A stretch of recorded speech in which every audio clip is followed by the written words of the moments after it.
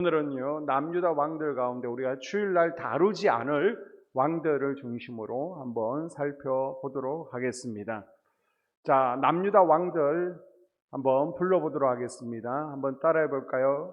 르아비 아사여, 르아비 아사여, 여호람 아하아, 여호람 아하아, 요아 운요 아히므, 요아 운요 아히므, 아요여 여여시. 아요여 여여시. 자, 다시 한번 더. 르아비 아사여, 르아비 아사여, 여호람 아하아, 여호람 아하아, 요아 운요 아히므, 요아 운요 아히므, 아요여 여여시. 아요여 여여시. 자, 산토끼 멜로디에 넣어서 한번 불러보겠습니다. 시작. 르아비 하사여, 여호람 아하, 요아 운요 아히므, 아요여 여여시. 한 번 더. 르아비 아사여, 여호람 아하, 요아 운요 아히므, 아요여 여여시. 아멘.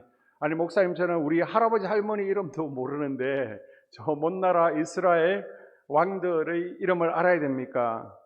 예, 우리는 왕 같은 제사장들입니다. 그래서 남유다 또 북쪽 이스라엘 39명의 왕들 가운데 내 삶은 누구를 따라갈 것인가, 누구와 비슷한가, 자신을 되돌아보는 시간이 되기 위해서 우리가 남쪽, 북쪽 왕들을 함께 살펴보고 있습니다. 자, 첫 번째 왕이 누구예요? 우리가 성경을 보면서 동그라미를 쳐놓으시면 여러분이 성경을 읽으시는데 헷갈리지 않고 도움이 될 것 같아요. 수요일은 사인펜을 하나, 형광펜을 가져오시면 좋습니다. 자, 12장 17절. 르호보암이 그들의 왕이 되었더라. 르호보암 동그라미 치시고요. 바로 르호보암이 우리가 배웠던 것처럼 남북 왕국 분열의 장본인이죠. 열왕기상 12장 17절, 구약성경 535쪽입니다. 535쪽. 자, 오늘은 성경을 조금 찾을게요. 짜증난다고 막 성경 던지시면 안 됩니다. 그 다음 15장 1절. 자, 15장 1절 아비야가 나옵니다. 느바스의 아들 여로보암 왕 8째 해에 아비암이 유다 왕이 되고. 자, 르호보암은요, 아내가 18명이었습니다. 첩이 60명이었어요. 그래서 딸을 60을 낳았고요, 아들을 28을 낳았습니다. 자, 그 가운데 아비야는 두 번째 아내인 마아가의 처자들입니다. 위로 3명의 형들이 있었지만 하나님의 은혜로 왕이 되었습니다. 하나님의 은혜로 왕이 되었으면 하나님께 감사해야죠. 하나님 뜻대로 살아야죠. 그러나 우상을 버리지 않습니다. 자, 그러면 하나님께서 무엇을 일으키신다? 대적을 일으키신다. 그래서 3년 통치할 기간 동안 북왕국과의 싸움이 끊이지 않았습니다. 하나님께서 끊임없이 대적을 일으키셨습니다. 자, 12년 전에 르호보암 때 애굽의 대침략이 있었습니다. 12년이 지난 지금도 아직까지도 그때 얼마나 남유다가 초토화되었던지 제대로 회복되지 않았습니다. 군사력도 엉망입니다. 그런데 르호보암 이후에 지금 3년 동안 계속해서 북이스라엘과 싸우고 있습니다. 그런데 이번에는요, 여로보암이 80만 대군을 이끌고 침략하게 됩니다. 이때 남유다는 군사를 다 모아도 40만이 되지를 않습니다. 불안한 전력으로 2배가 넘는 적과의 전쟁, 이길 수 없는 전쟁입니다. 그런데 이 전쟁에서요, 누가 이겨요? 남쪽과 북쪽 가운데 80만과 40만이 싸웁니다. 그런데 남쪽이 이깁니다. 그 이유가 뭔지 역대하 13장 17절 이하에 보게 되면요, 아비야와 그의 백성이 크게 무찌르니 이스라엘이 택한 병사들이 죽임을 당하고 엎드러진 자들이 50만 명이었더라. 그때 이스라엘 자손이 항복하고 유다 자손이 이겼으니 이는 그들이 조상들의 하나님 여호와를 의지하였습니다. 아멘. 아멘. 자, 백전노장이었던 여로보암 왕을 신출내기, 젊은 아비야가 당해낼 수 있었던 것은 뭐라고요?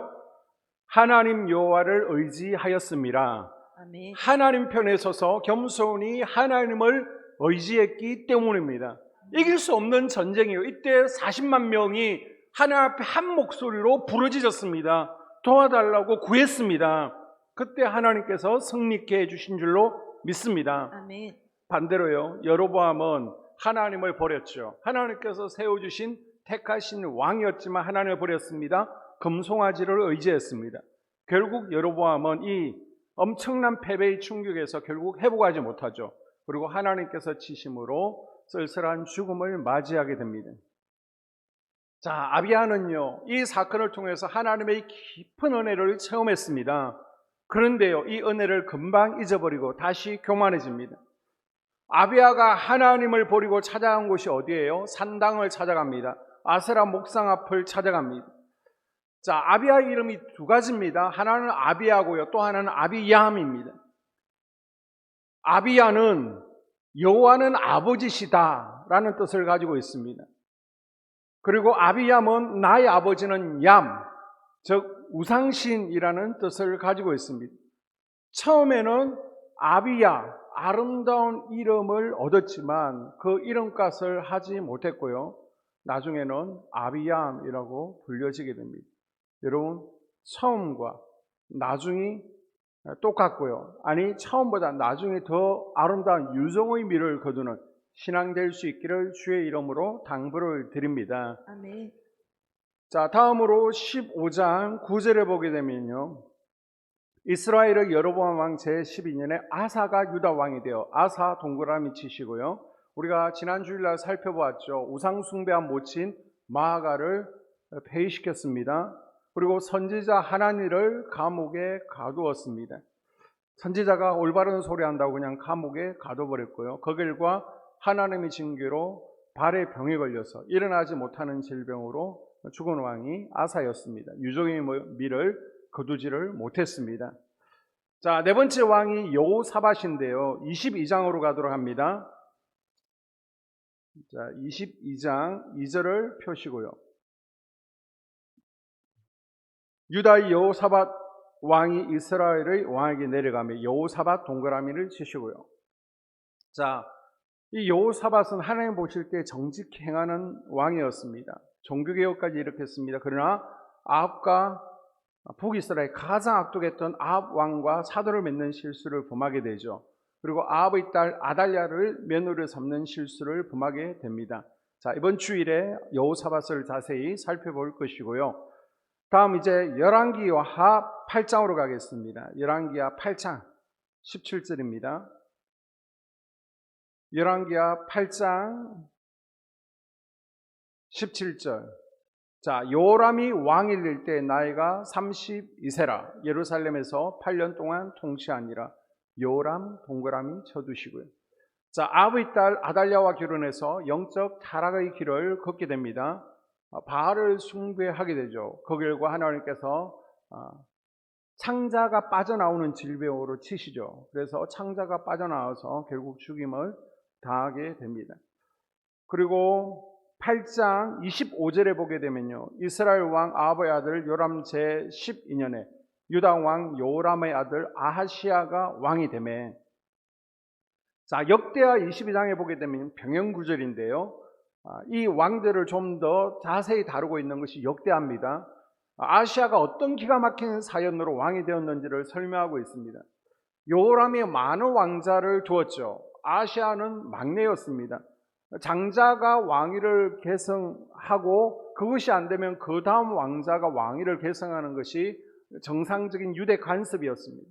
자, 그러고 보면요, 아하시야는 왕에 오를 확률이 제로에 가까운 사람입니다. 왕이 될 수 없는 사람이었어요. 그러나 아라비아 군대가 쳐들어와서 온 나라를 쑥대밭으로 만들고 형들을 다 죽여버렸네. 그래서 백성들은 할 수 없이 유일하게 남은 왕자인 아하시야를 다음 왕으로 세울 수밖에 없었습니다.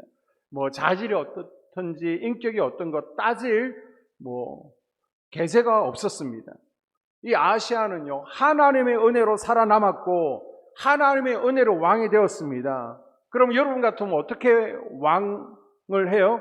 하나님의 뜻에 따라서 하나님의 은혜에 감사하면서 하나님께 묻고 하나님께서 원하시는 정치를 했겠죠. 하나님 뜻에 따라 통치를 해야만 했습니다. 그러나 어머니 아달랴의 꾀임에 넘어가서 외할아버지 아합의 길을 걸어서 바알 숭배를 계속해서 일삼습니다. 자, 아시아의 악한 리더십은 1년이 채 넘지를 못합니다. 하나님께서 가만 두지 않죠. 사고로 왕에 오른 아시아를요, 이제 최후의 사고로 그냥 왕위에서 내려버리시죠. 아합의 아들 요람과 연합해서 아람 왕 하사엘과 길랏 라못에서 전쟁을 벌이게 됩니다. 그러니까 북쪽이 지금 외삼촌이에요. 외삼촌하고 서로 손을 잡고 아람과 전쟁을 벌이고 있습니다. 그런데 외삼촌이 이 전쟁에서 부상을 입고 사마리아라는 북쪽의 수도 옆에 이스라엘이라는 도시가 있는데 이곳에서 지금 치료를 하고 있습니다. 그래서 조카가 지금 외삼촌 병문안을 가게 되었는데, 병문안 갔다가 지금 북쪽에 무슨 일이 있었느냐, 예후의 쿠데타가 있었습니다. 그래서 이 예후에 의해서 피살을 당하게 됩니다. 아시아는 괜히 병문안 갔다가 남의 나라 쿠데타에 휘말려서 얼떨결에 죽습니다. 그러나 이것은 우연이 아니에요. 하나님의 심판이었습니다. 다시 한번 말씀드리지만 악한 자와 친구가 되지 마십시오. 그들과 함께 시간을 보내고 그들과 친구가 되어지고 그들과 함께 말을 섞지 마십시오. 괜히 그들의 전쟁에 끌려 들어가 동참하지 마십시오. 자리에 함께 한다는 이유만으로 망하게 되는 것을 우리는 성경을 통해서 교훈 얻을 수 있어야 됩니다. 자, 다음으로 7번째 왕이 아달랴인데요. 11장으로 갑니다. 11장 1절. 아시아의 어머니 아달랴가 그의 아들이 죽은 것을 보고 일어나 왕의 자손을 모두 멸절하였으나, 이 아달랴는요, 아합과 이세벨의 딸이죠.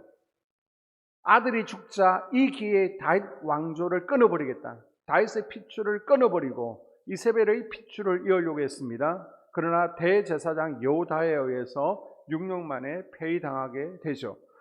그리고 나서 요아스가 왕위에 오르게 됩니다. 자, 12장 1절. 예후의 제7년에 요아스가 왕이 되어 예루살렘에서 40년을 통치하니라. 요아스 동그라미 치시고요. 자, 요아스가 6살 되던 해에 아달랴를 죽입니다. 할머니를 죽인 것이죠. 그리고 왕에 올라서 성전을 다시 보수합니다. 종교개혁을 일으킵니다. 그러나 자신을 보호해주고 자신을 키워주었던 대제사장 여호야다가 죽고 나서 이제는 영적 리더가 없는 거예요. 바른 소리를 해줄 사람이 없자 타락의 길을 걸었던 이가 요아스 왕입니다. 자, 다음으로 9번째 왕이 아마샤인데요. 14장으로 갑시다. 14장 1절.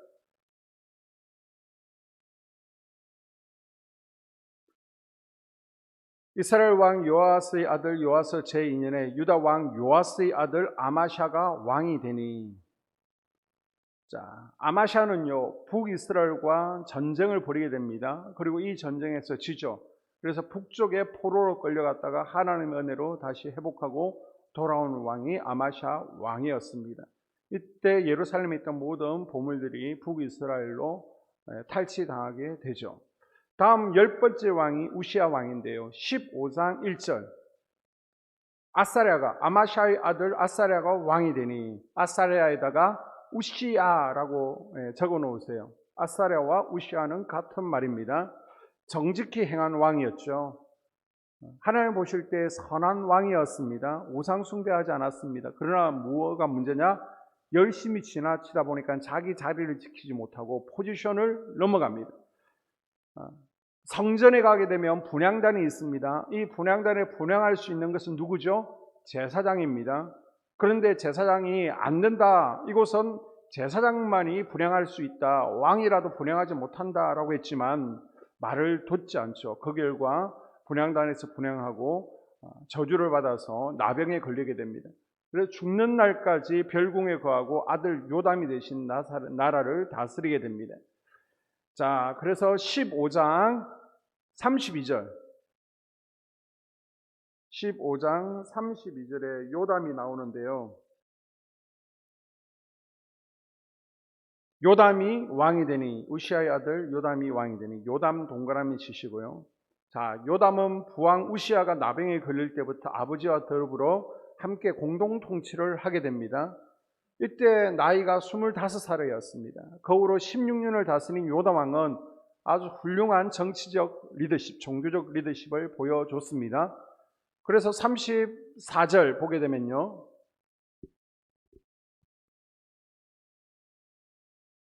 15장 34절.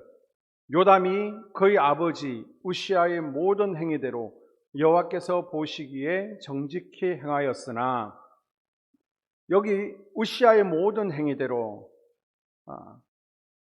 이 우시아의 모든 행위는요, 분향단에서 죄를 범하기 전을 이야기하고 있는 것입니다. 그 전에 우시아의 좋은 점들을 이어받게 됩니다. 아들 요담이 이렇게 아버지의 좋은 점만을 본받게 된 것은 어머니의 역할이 컸습니다. 성경은 요담이 아버지를 본받아 정직히 행했다라는 말씀에 그의 어머니가 제사장 사독의 딸 여루사임을 밝히고 있습니다. 자, 33절 하반절에 그의 어머니의 이름은 여루사라, 사독의 딸이더라, 제사장의 딸입니다. 그러니까 얼마나 신앙으로 그 아들을 키우려고 노력을 했겠습니까? 여루사는요, 아버지의 좋은 영적 리더십을 아들에게 잘 전수한 아주 경건하고 지혜로운 어머니였습니다. 지혜로운 어머니는요, 자녀들에게 좋은 영적 영향력을 물려주기 위해서 몸부림치는 것을 기억하십시오. 아멘. 그래서 지혜로운 부모는요, 우상숭배의 영을 끊어냅니다. 아멘. 가족 가운데 역사하는 질병들을 끊어내고요, 가나안 7 족속을 끊어내 주는 것입니다. 아멘. 우리가 1월과 2월은요, 자녀들을 위해서 기도하는 달입니다. 그래서 특별히 1월과 2월에 우리 자녀들의 믿음 생활을 위해서, 자녀들의 가정을 끊임없이 사단마귀는요, 파괴시키고 행복을 뺏어가려고 합니다. 죽이고 멸망시키려고 합니다. 그 가운데 우리가 중보기도의 손을 높이 드는 것이 필요하겠죠. 자녀들의 가정을 위해서, 또 자녀들의 직장과 취업을 위해서, 승진을 위해서, 또 우리 학생들의 믿음 생활과, 또 이제 새 학기가 시작되어지는데 하나님께서 좋은 선생님, 친구들을 만나는 만남의 복이 있도록 우리 요담의 어머니처럼 지혜롭게 또 기도하는 우리가 될 수 있기를 주님의 이름으로 당부를 드립니다. 아멘.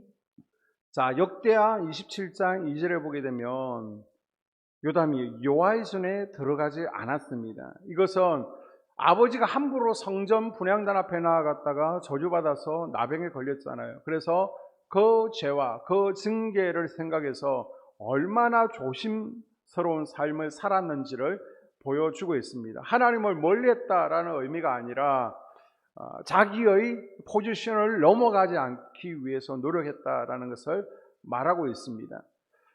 대부분의 왕들이 처음에는 잘하다가 나중엔 타락해서 비참한 종말을 맞는 용두사미의 리더십을 보였습니다. 그러나 요담은 비교적 끝까지 초지일관에서 평안하게 생애를 마치죠. 16년간 별탈 없이 다스리다가 평안하게 생을 마치고 다윗성에 장사되어집니다. 이 평안한 종말은 요담이 하나님 앞에 결정적인 죄를 범하지 않았음을 말해주고요, 이런 평안한 삶 뒤에는 어머니의 아주 신앙적인 영향력이 있었다라고 말하고 있습니다. 하지만 그럼에도 불구하고 이 요담 왕에게는요 2% 부족한 부분이 있었는데, 자, 2절 후반부에 보게 되면 백성은 여전히 부패하였더라. 아니, 이상하지 않습니까? 왕은 분명히 의롭게 정직하게 행했습니다. 뭔가 잘못한 게 없어요. 그런데 왜 백성들이 부패합니까? 자, 여기서 부패했다 원문을 보게 되면요, 자신들의 타락한 죄의 습관들을 계속했다라는 뜻을 가지고 있습니다. 자, 이 역대하 27장 2절과 병행 구절이 바로 오늘 지금 보고 있는 15장 35절인데요. 자, 15장 35절에 보게 되면 오직 산당을 제거하지 아니하였으므로 백성이 여전히 그 산당에서 제사를 드리며 분향하였더라. 아멘. 아멘. 자, 요담도 아버지 우시아처럼 하나님 중심으로 다른 것은 다 개혁했습니다. 그런데 이상하게도 백성들이 윗문으로 우상 숭배하는 산당들만은 남겨놓았습니다. 그래서 우상 숭배는 계속 방치되었고, 선한 왕이 지금 다스리고 있음에도 불구하고 백성들은 계속 죄의 영향력 아래에 있었다는 것입니다. 결과적으로 하나님께서는요, 대적을 일으키시죠. 왕은 잘했지만 백성들이 우상숭배를 떠나지 않고 왕이 그 우상숭배를 끊어내지 않았기 때문에 그냥 봐주었기 때문에 하나님께서는 대적 아람을 일으켜서 유다를 계속 침공케 하였습니다. 여러분의 산당은 무엇입니까? 다 잘해요. 다 잘해요. 그러나 2% 남겨둔 죄는 무엇입니까? 조그만 구석이라도 하나님이 기뻐하지 않는 것들이 있다면 다 정리하는 2023년 될 수 있기를 바랍니다. 아멘. 그래야 여러분의 자녀 세대에게 악의 씨앗이 자라지 않게 됩니다. 아멘. 자, 12번째 왕이 아하스인데요. 16장으로 갑니다. 16장 1절. 유다의 왕 요담의 아들 아하스가 왕이 되니 아하스 동그라미 치시고요. 아하스는요, 하나님의 성전에 번제단이 있어야 될 자리예요. 저 아시리아에서 가져온 1월 성신을 섬기는 제단을 만듭니다. 우상 숭배의 제단을 만들고 이 성전에서, 성전마당에서 하늘의 해달별을 숭배하게 되죠. 그리고 히스기야의 형제들, 아들들을 인신제사로 우상에게 바치는 악을 행하게 됩니다. 그 아들이 바로 히스기야인데요. 자, 18장 1절에 보게 되면 유다 왕 아하스의 아들 히스기야가 왕이 되니 히스기야 동그라미 치시고요. 히스기야는 우리가 너무나 잘 알죠. 기도로 15년 수명이 연장받았습니다. 그리고 기도로 아수르 공격을 막아냈습니다. 자, 다음으로 그 아들이 므낫세인데요. 21장으로 갑니다.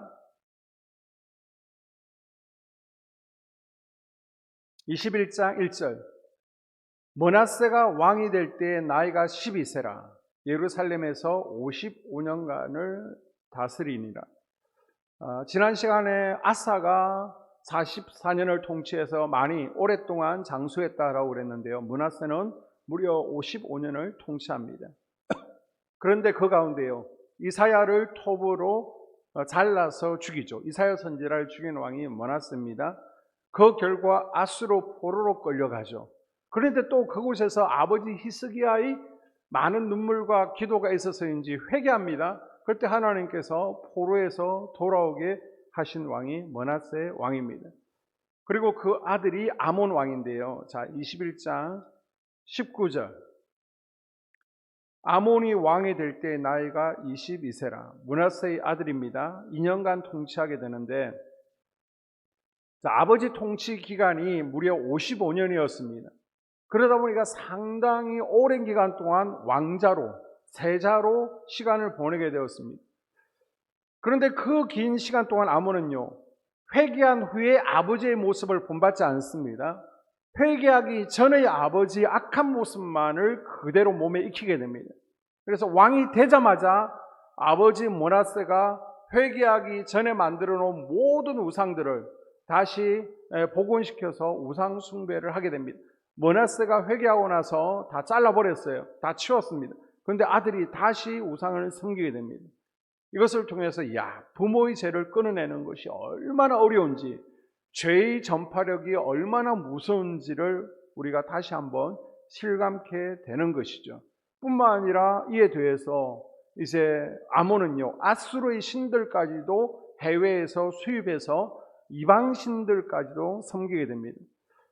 자, 역대기 기자는 역대하 33장 23절에서 아버지 므낫세보다 더 아꼈다라고 기록하고 있습니다. 아버지는요, 55년 동안 죄를 범했어요. 그 가운데 49년이죠. 회개하기 전까지. 그런데 아몬은 고작 2년 통치했습니다. 그런데 2년 동안 49년 동안 죄를 범한 것보다 더 많은 죄를 지었다라고 기록하고 있습니다. 그리고 아몬은요, 22살의 젊은 나이에 신하들에게 살해당하게 됩니다. 악한 길, 하나님이 미워하시는 길로 행하는 자들은 형통하지 못한다는 것을 다시 한번 보여주고 있는 것이죠. 자, 16번째 왕이 요시아인데요. 22장 1절에 보게 되면 요시아가 왕위에 오를 때 나이가 8세라. 예루살렘에서 31년간 다스리니라. 자, 요시아 동그라미 치시고요. 요시아는 8살에 왕이 오릅니다. 20살 때 종교개혁을 이룹니다. 1월 성신 해외 우상들을 다 없애고요. 아세라 목상을 제거합니다. 그리고 인신제사가 성행했는데 인신제사도 없앴습니다. 그리고 유월절을 회복했고요. 말씀의 회복을 이룬 왕이 요시야 왕입니다. 자, 그리고 23장 이제 마지막 왕들입니다. 마지막 이 요시야의 아들들, 통치 유다 말기의 왕들 4명이 남았습니다. 자, 23장 31절에 보게 되면 요아스가 왕이 될 때 나이가 23세라. 요시야가 아버지 머나세의 죄를요 끊으려고 몸부림쳤습니다. 그러나 심판을 늦추었을 뿐 하나님의 마음을 완전히 돌리기에는 역부족이었습니다. 그리고 요시야의 뒤를 이어서 요아스가 아버지를 따라서 또 우상숭배 죄를 끊어내었으면 또 심판은 연기되었겠죠. 그러나 3달 동안 있으면서 열조의 악을 행하되 모든 것을 답습했다라는 것은 이 왕이 얼마나 패역한 왕인지, 악독한 왕인지를 짐작할 수 있습니다. 고작 100일 동안 통치하는데 열조들이 행한 악들을 다 이어받아서 악을 행한 것입니다. 드디어 유다 땅에 하나님의 심판이 다가오게 되죠. 요시야가 죽자 백성들이 요시야의 아들입니다. 맏형인 형 요야김보다 이 넷째 아들인 요아스를 급히 왕으로 세웠습니다. 그런데 애굽의 바로 느고가요, 지금 지도에 보시는 것처럼 갈라미스라는 곳에서 2번의 전쟁이 있습니다. 이 갈그미스에서 1차 전쟁이 바벨론과 애굽이 있었는데 이때 무승부가 되어집니다. 승패가 일어나지 않았어요. 이때 이제 애굽의 바로가 다시 예루살렘을 지나가다가 자기 허락 없이 요아스가 왕위로 세워진 것을 보게 됩니다. 친애굽파가 아니었습니다. 그래서 폐위시켜버리고 요아김을 왕으로 세우죠. 그리고 바로 느고는요, 이 요아스를 잠깐 림나라는 곳에 감금시켜 두었다가 애굽으로 돌아갈 때 포로로 끌고 가서 그곳에서 죽여버리게 됩니다. 이 요아스는요, 여호와께서 붙드신다라는 뜻을 가지고 있습니다. 요아스는 하나님께 붙들림 바 되기를 거부했죠. 싫어합니다. 그래서 결국은 대적의 손에 붙들려서 비참한 인생을 맞이한 왕이었습니다.